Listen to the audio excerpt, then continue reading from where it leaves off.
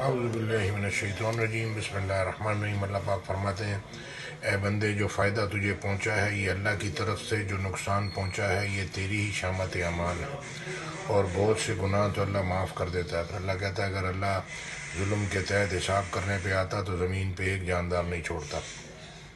سورہ توبہ میں بسم اللہ الرحمن الرحیم نہیں ہے، باقی ساری آیتوں پہ بسم اللہ الرحمن الرحیم ہے۔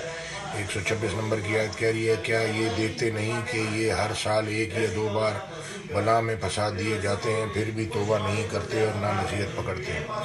اللہ کہہ رہا ہے کم از کم سنو اللہ کی بات، پھر بھلے نہیں کرو لیکن اللہ کی بات سن لو۔ مجبوری میں اللہ کہہ رہا ہے خنزیر کا گوشت بھی حلال ہے، تو اب آپ پہلے اللہ کی بات سن لو۔ پہلے شرط کہ اللہ کہتا ہے ایسے نہ ہونا کہ جو کہتے ہیں کہ ہم نے اللہ کے حکم سن لیے در حقیقت سنتے ہی نہیں ہیں۔ اللہ کی بات سن لو، پھر عمل کی توفیق اللہ دے دے گا، بڑے گناہوں سے بچیں گے تو چھوٹے اللہ معاف کر دے گا۔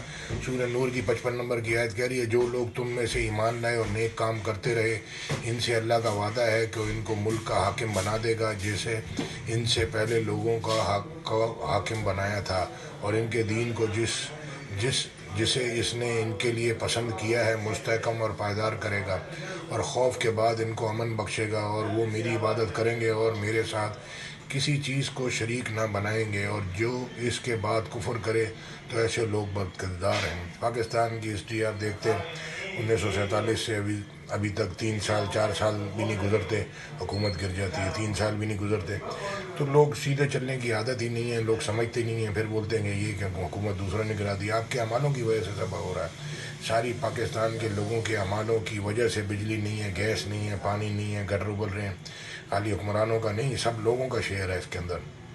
تو میرے بھائی اللہ کی کتاب کو سمجھیں، سنیں، اس پہ چلنے کی کوشش کریں، باپ دادا گزر گئے ان کے لیے دعا کریں، جو نسلیں آنے والی ہیں یہ لوگ جتنے بھی بوڑھے لوگ ہیں جائیں گے چلے جائیں گے، وہ نئی نسل کے ہاتھ میں قرضے تھما کے چلے جائیں گے۔